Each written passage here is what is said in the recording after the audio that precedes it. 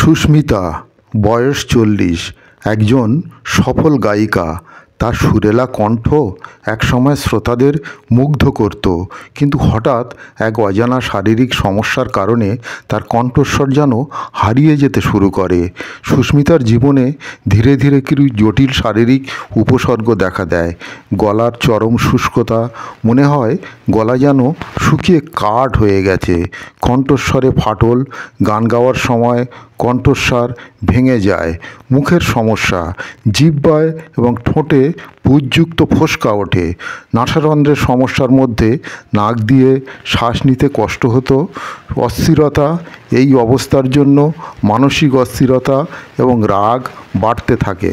বেশ কিছু অ্যালোপ্যাথিক চিকিৎসার পর যখন কোনো উন্নতি হয়নি, তখন সুস্মিতা একজন অভিজ্ঞ হোমিওপ্যাথিক চিকিৎসকের শরণাপন্ন হন।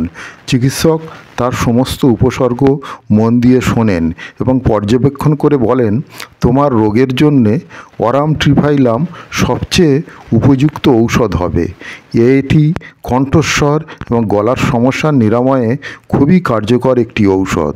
অরামট্রিফাইলামের লক্ষণ সমষ্টিগুলো: গলার শুষ্কতা, গলা এতটাই শুকিয়ে যায় যে কথা বলাও কষ্টকর; কণ্ঠস্বরে ফাটল, কণ্ঠস্বরের গভীরতা নষ্ট হয়ে যাওয়া; মুখের সমস্যা, জিহ্বা এবং ঠোঁট পুঁজযুক্ত ফোস্কা বেরোনো; অস্থিরতা, বারবার ঠোঁট এবং জিহ্বায় হাত দেওয়ার প্রবণতা; নাসারন্ধ্রের সমস্যায় নাক দিয়ে শ্বাস নিতে কষ্ট এবং কখনো রক্তপাত।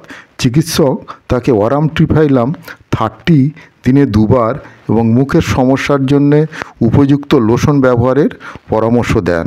প্রথম সপ্তাহে গলার শুষ্কতা কিছুটা কমে যায় এবং কথা বলার সময় অস্বস্তি ভাবও কিছুটা দূর হয়।